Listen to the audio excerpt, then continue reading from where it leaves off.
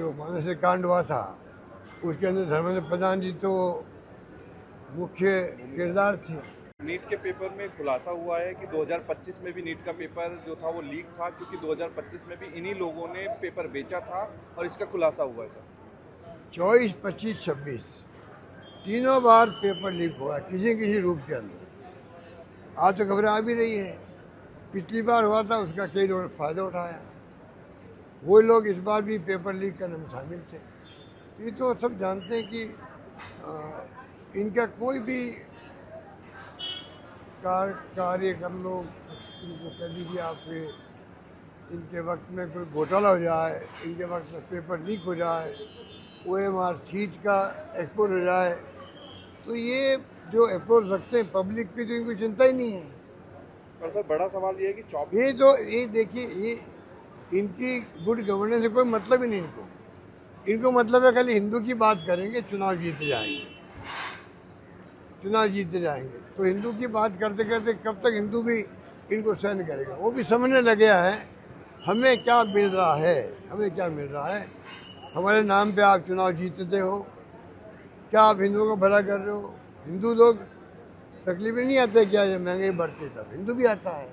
पर इनकी अप्रोच धर्म के नाम पर राजनीति करने की है, बहुत खतरनाक मानता हूँ मैं। डेमोक्रेसी के लिए खतरा मानता हूँ मैं उसको।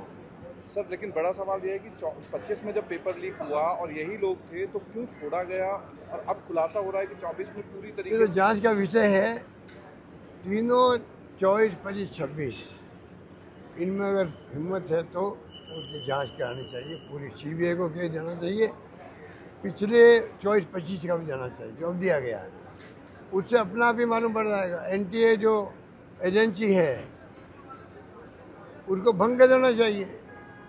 जब आप पेपर लीक करवा रहे हो, बार बार रोक नहीं पा रहे हो, आप एग्जाम करा नहीं पा रहे हो। पहले राज्यों के पास थे, अधिकारी था, राज्यों के पास था, वापस राज्यों को दे देना चाहिए, मेरा मानना है। सर एक आखिरी सवाल है कि जो धर्मेंद्र प्रधान है केंद्रीय शिक्षा मंत्री, उन्होंने अब कहा है कि हम ऑनलाइन परीक्षा कराएंगे नीट की नकल से बचने के लिए। क्या संभावित है कि ऑनलाइन में भी ये बच जाएंगे, क्योंकि इतनी सारी चीजें, इतनी सारी सुरक्षा के बावजूद। मैं इसमें अभी कुछ नहीं कह सकता। धर्मेंद्र प्रधान जी तो हमारे लिए, तो आप जानते ही हैं, हमारा जो मानसिक कांड हुआ था उसके अंदर धर्मेंद्र प्रधान जी तो मुख्य किरदार थे मैनेजमेंट के, और किरदार तो बड़े बड़े थे। पर ये जो धर्मेंद्र प्रधान मैनेजमेंट के किरदार यही थे, इसलिए उनके बारे में क्या कमेंट करूँ। मैं कुछ भी बोलूँगा तो कहेंगे मेरे खिलाफ जानबूझ के बोल रहे हो।